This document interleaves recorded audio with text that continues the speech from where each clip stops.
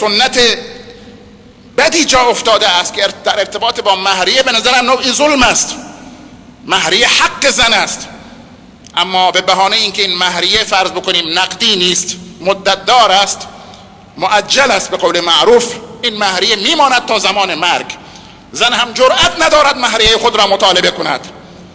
اگر مطالبه کرد، مرد میگوید مگر طلاقت را میخواهی؟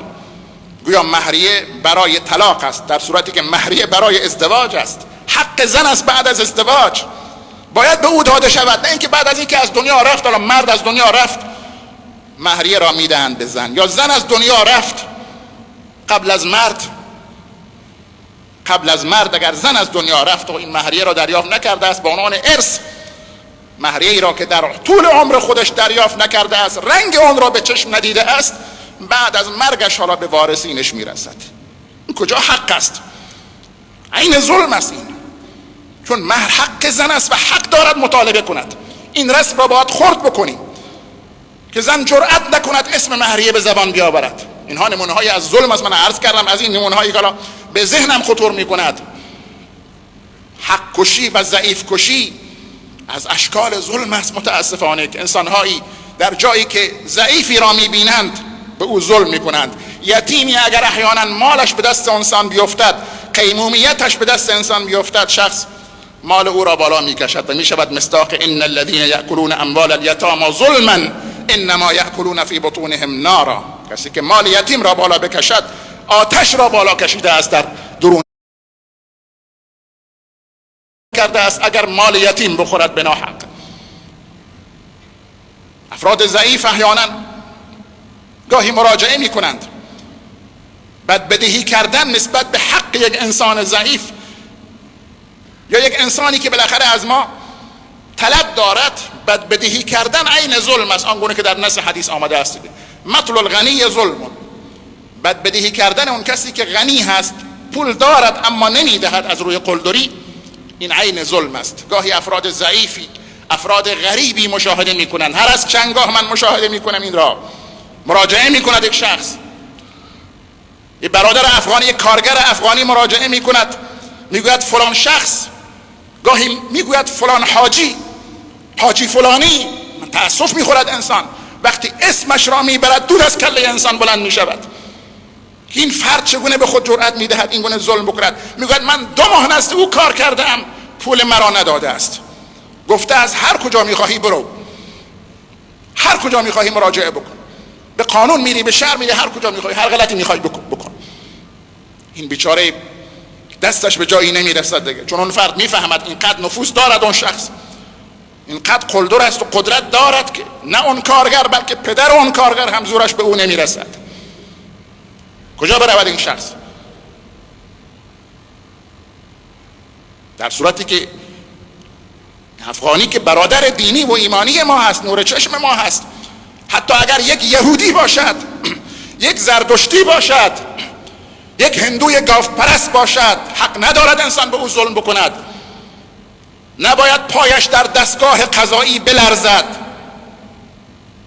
بلکه باید با اطمینان و یقین از اینکه در دادگاه عدل اسلامی حقش به او میرسد و حق به حقدار میرسد، در آنجا حاضر بشود، اطمینان داشته باشد، دست و پایش نلرزد از اینکه احیانا در دادگاه حقش ضایع بشود.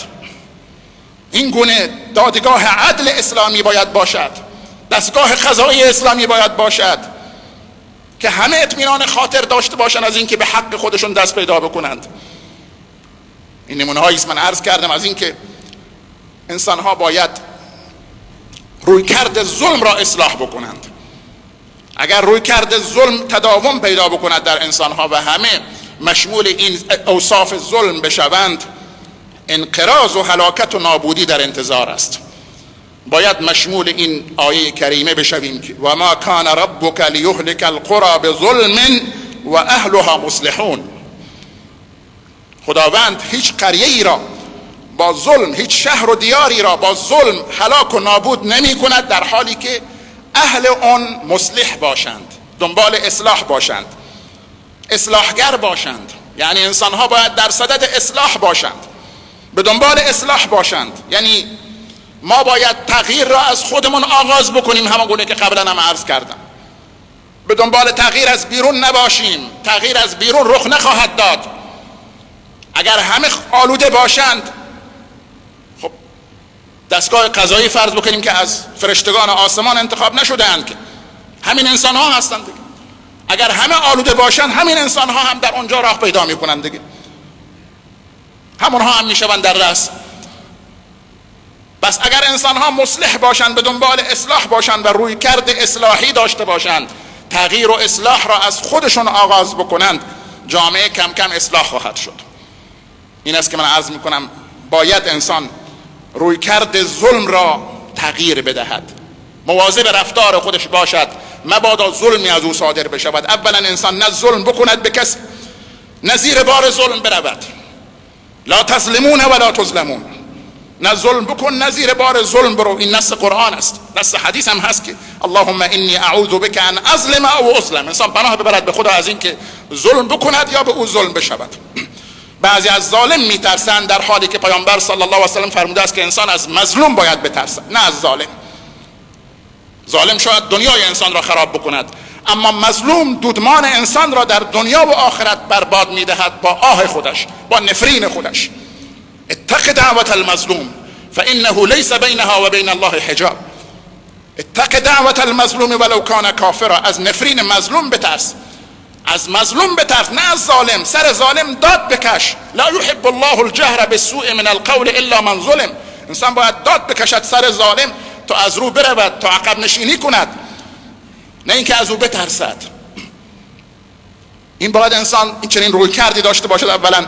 ثانیاً به داد مظلومین برسد. اگر جای مظلومی مشاهده کرد، آنگونه که از سیدنا علی رضی الله عنه نقل شده است و مورخین نقل کرده اند که در وصیت آخر حیات خودش به فرزندان خودش توصیه کرد، وصیت کرد که کونا للظالم عونا وللمظلوم، کونا للظالم خصما وللمظلوم عونا، کونا للظالم خصما وللمظلوم عونا.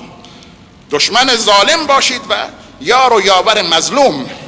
نصر المظلوم یکی از حقوق مسلمان بر ما هست. حق مسلمان بر مسلمان این است که مظلوم را نصرت بدهیم در حضور و غیابش، فرق نمی کند. حتی پشت سر هم اگر کسی احیانا زیرا به یک مظلومی را زد، خواست غیبت او بکند، خواست تخریب بکند او را، از او دفاع بکنیم. من ذب عن عرض اخیه بالغیبه کان حقا علی الله ان یعتقه من النار. من رد عن عرض اخیه رد الله عن وجهه النار یوم القیامه. هر کس در غیاب برادر مسلمانش از عرض و شرف و آبرو و حیثیت او دفاع بکند، اگر شخصی مثلا بدگویی او کرد، غیبت او کرد، دفاع بکند از او، خداوند او را از آتش جهنم نجات میدهد. خدا هم از او و از آبروی او دفاع خواهد کرد. اما متاسفانه ما به جای اینکه آبروها را حفظ کنیم، گاهی آبروی همدیگر را میبریم. به جای اینکه در صدد اصلاح همدیگر باشیم، در صدد زیراب زدن و تخریب همدیگریم. به جایی که دست هم را بگیریم، دست کسی که دراز کرده است دستش را بگیریم که نیفتد، پا جلو پایش میگذاریم که بیفتد. این گونه بعضی از انسان ها متاسفانه رفتار میکنند در ارتباط با هم دیگر.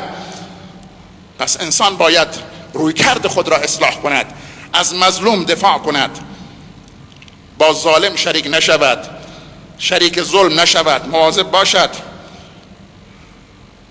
تعاون و همکاری با ظالم نکند. ولا تعاونوا علی الاثم والعدوان، یکی از مصداقهایش تعاون بر ظلم است. من اعان ظالما لیدحض بباطله حقا فقد برئت منه ذمة الله و ذمة رسوله.